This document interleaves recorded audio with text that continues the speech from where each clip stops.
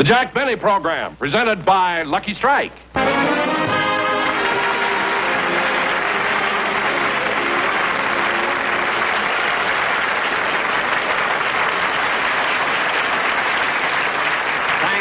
Thank you very much, ladies and gentlemen. You know, for a fellow who has to appear in front of an audience today, I must say that I did a very foolish thing last night. I met a beautiful girl, and I just couldn't resist going out with her. See, we had dinner together, and we went dancing, and then I took her for a drive in my car, and we finally got to a lonely road, and wouldn't you know, I got a flat tire. And I want to tell you something. You got to be awfully strong and have pretty good muscles to yank a wheel off the car and to force a tire off the rim.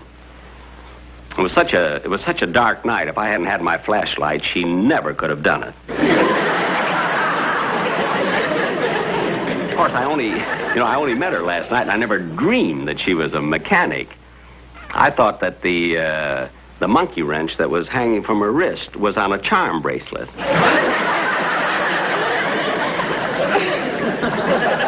She got the tire fixed, then we had a wonderful evening, and I didn't get home till about 2:30. And, of course, I didn't want to wake up Rochester, so I took off my shoes and I tiptoed up the steps. Then I didn't even turn on the lights, and I went right to bed. And, boy, what a miserable night I had. When I woke up this morning, I found out that Rochester had rearranged the furniture, and I was sleeping on the table. And there's nothing more uncomfortable than using the bust of Beethoven for a pillow.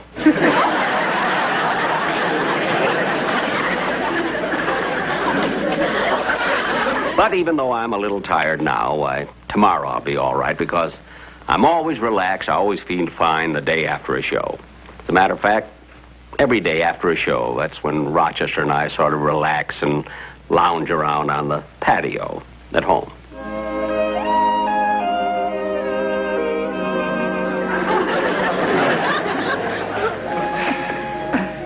Rochester, why did you stop rocking? I'm sorry, boss. I got interested in this book. Boy, is it exciting. I don't care if it is exciting. Rock me some more. Yes.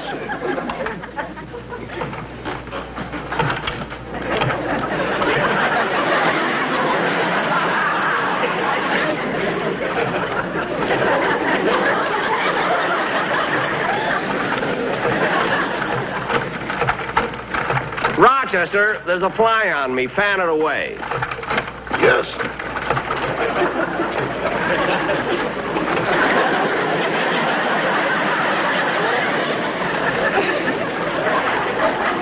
Did you finish churning the butter? Not yet. Well, churn it. Yes.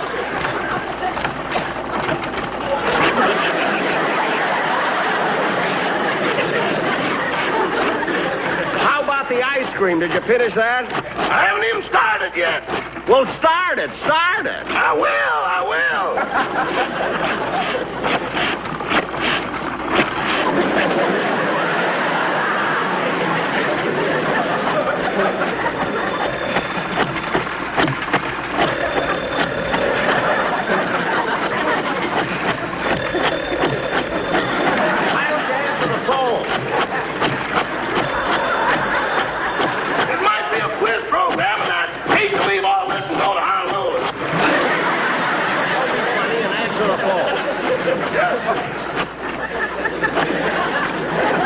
Hello?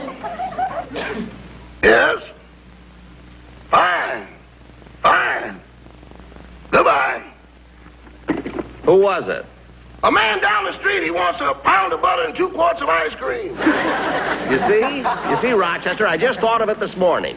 And already we got an order for a pound of butter and 2 quarts of ice cream. And you thought my little scheme wouldn't work. I didn't say it wouldn't work. I said it wasn't fair to put our phone number on the back of that Carnation milk truck. Well, business is business. Now rock me some more.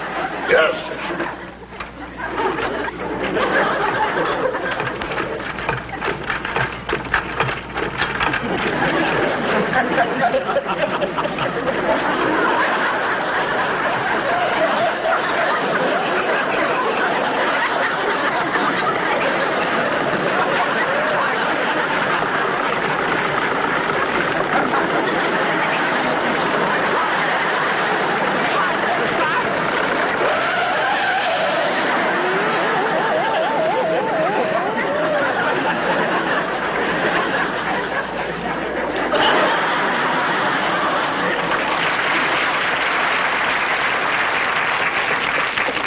Rochester, why did you stop it so fast? Just a minute, boss. I'll get a ladder and help you down.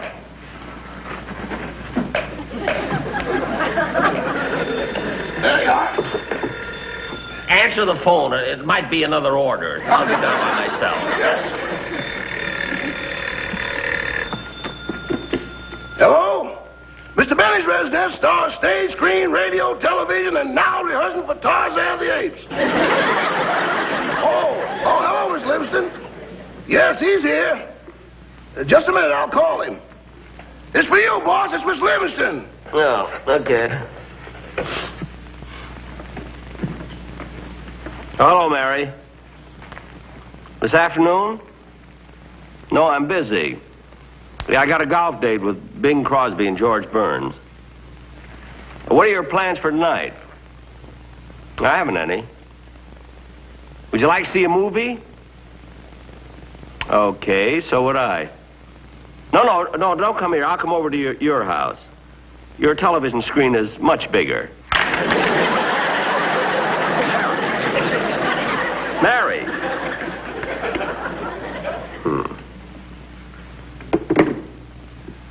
I don't know what she's mad about. Hi, Jack. Hello, Rochester. Hello, Don. Oh, gee, what a lovely day. Yeah, isn't it? Would you like some ice cream? No, thanks, Jack. How about a pound of butter?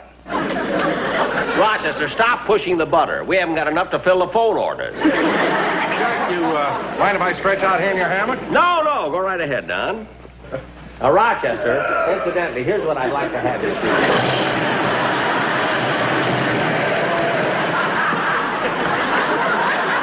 Rochester, come on. Don.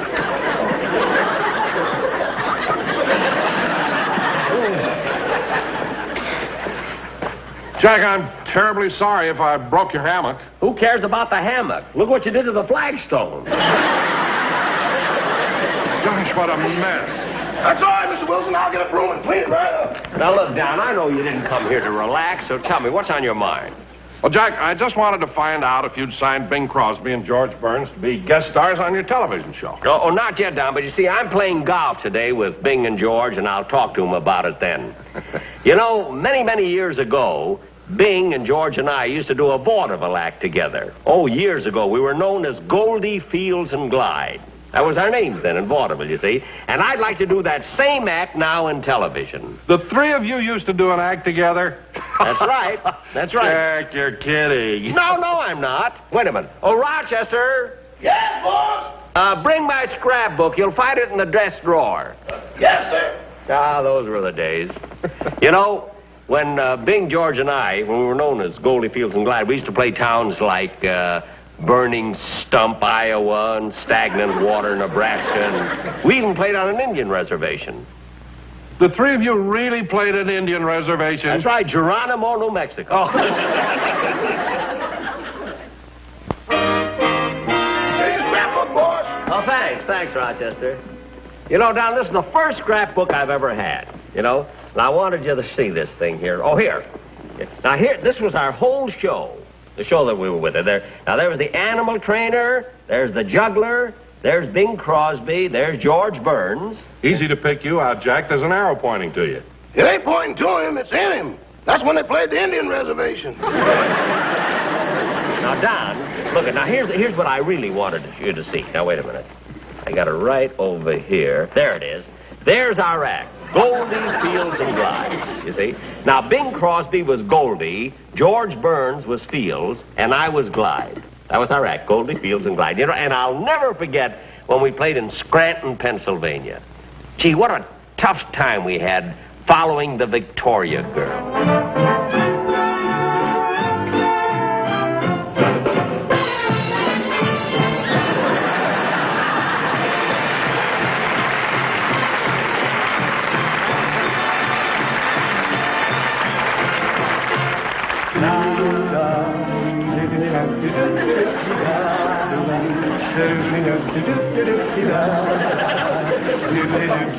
Oh, hear the steamboat whistle blowing. Honey, don't cry when you know it's time going. For me, dear, don't sigh when the silver moon is shining. sky, then you know my heart am pining for you, dear, don't cry. My heart will pine for you when the toil of day is through.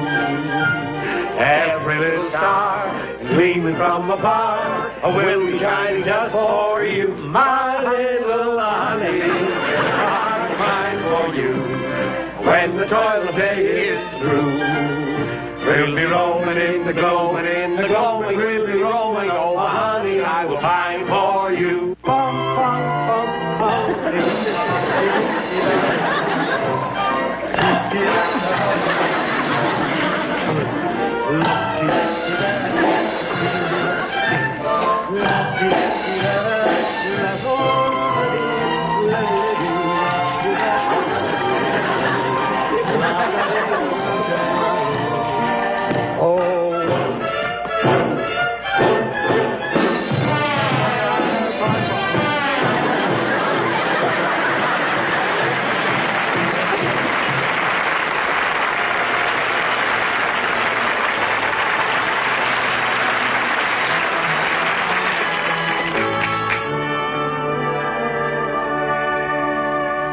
M is for the million things she gave me. O means only that she's growing old. T is for the tears she shed to save me. H is for her heart of purest gold. Of purest gold. E is for her eyes with love light shining. R means right, and right she'll always be. She'll always be. Put them all together, they spell mother.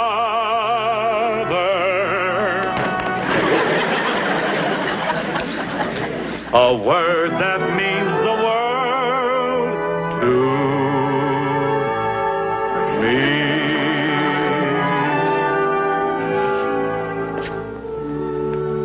Just what is wrong with the girl of today is a problem this world has to face. They blame it on this and they blame it on that, but they don't seem to get any place. Ah, it isn't the lipstick, the cocktails, the jazz that causes the girlie to fall. It's the mother who says if you're not home at 10, why, you don't have to come home at all. There's many a girl in a nightclub tonight who would have and could have been good. And each one of them is a living mistake of a parent who misunderstood. So make a pal of your daughter. Tell her what's what. And don't hide that book on the shelf. For it's the girls who are wise to the ways of the world that make it tough on guys like myself. Together they spell mother, a word that means the world to me. Put them all together, they spell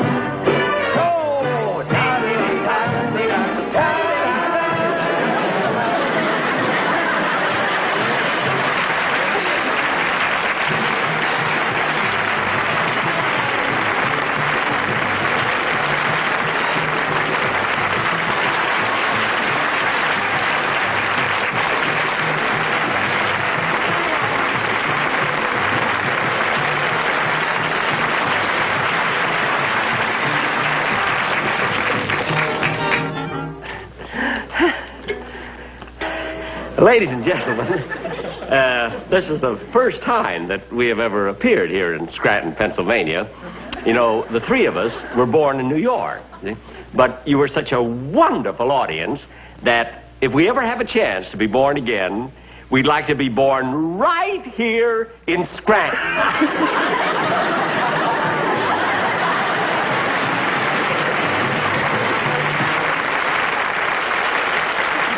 Yes, Don, that was our act. Goldie, Fields, and Glide.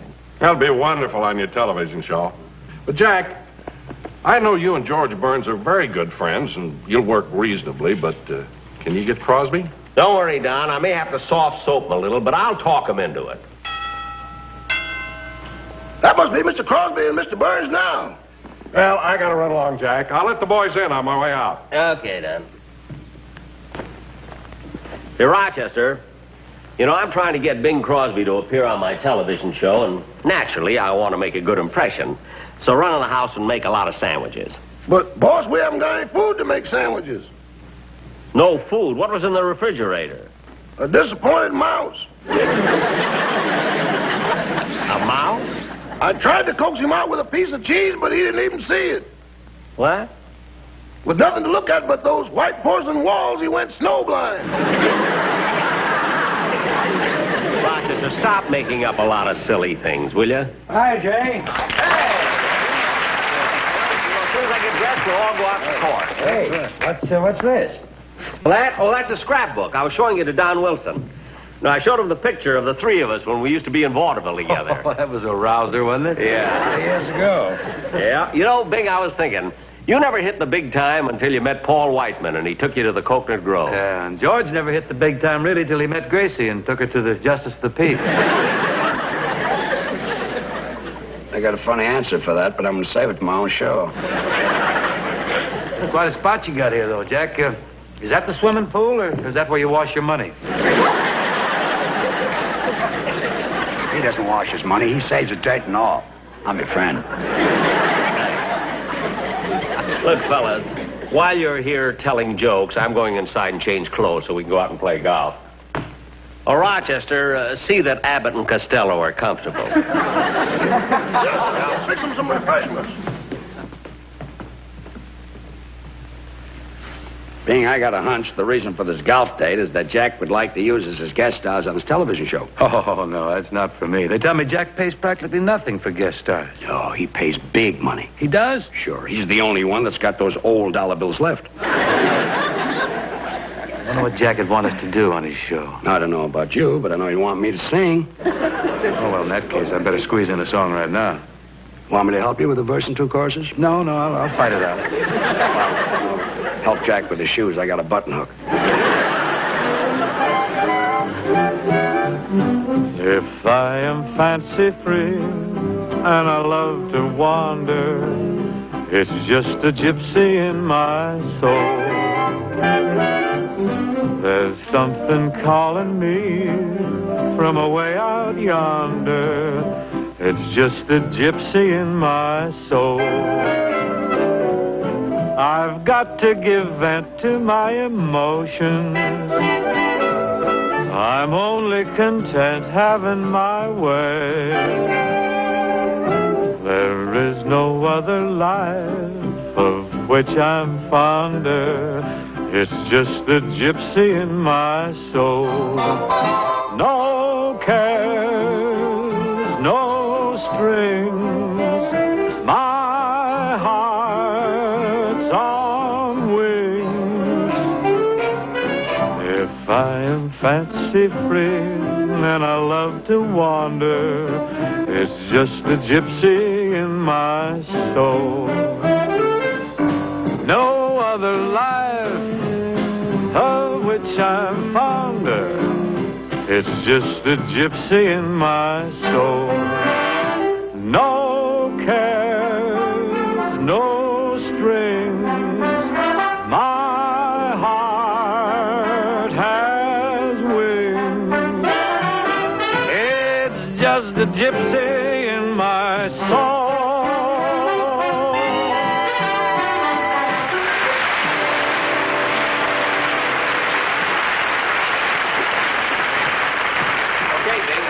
Oh, fine. Where's George? Oh, he's waiting for us out in the car. Well, let's go. Oh, wait a minute, Bing. You see, the reason I asked George to wait for us in the car is, well, because I wanted to talk to you about something alone. Well, what about? Well, sit down. No, wait a minute. I think it'd be much more comfortable over there. Well, what is it?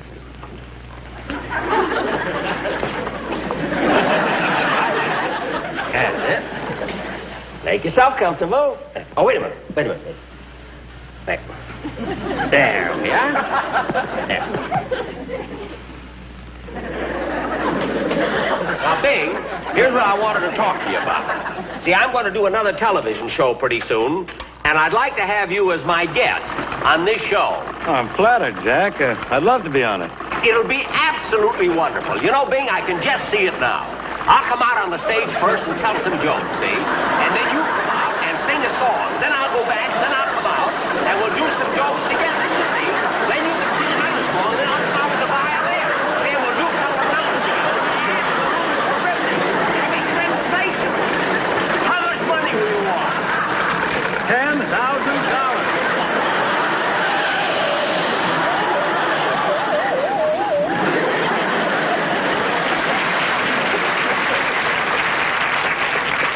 Hey, Jack, come on, get me down out of here. I'm not going to let you down and you come down on your price. Oh, no, you don't. I won't budge. I'm going to stick to my price. You better do what he says, Bing. I've been up here for 4 months.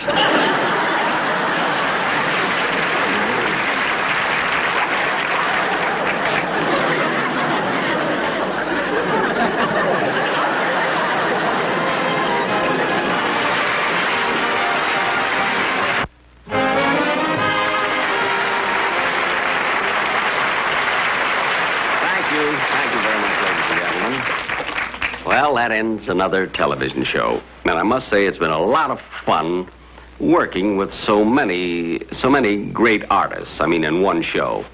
You take Bing Crosby. Now, there's a fellow who really amazes me. I mean, he's so relaxed and nothing seems to bother him. How a man can have that much money and be so calm, I'll never understand. I know I'm a wreck.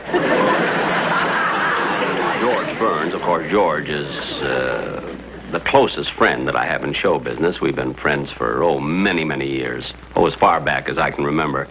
And George is a wonderful fellow. I mean, he's so modest. He's never let the fact that he's a close friend of such a big star go to his head. That's what I like about it. And of course, Hope, Bob Hope, that little scene we did up on the tree. You see, he wasn't supposed to be on this show at all. We borrowed the tree from Paramount Studio, and Hope happened to be in it. So we let him stay. You see, between pictures, Hope is a woodpecker. Well, ladies and gentlemen, this was the final show of the season. And we'll be back again in the fall, September 23rd to be exact. So good night, everybody, and a very happy vacation.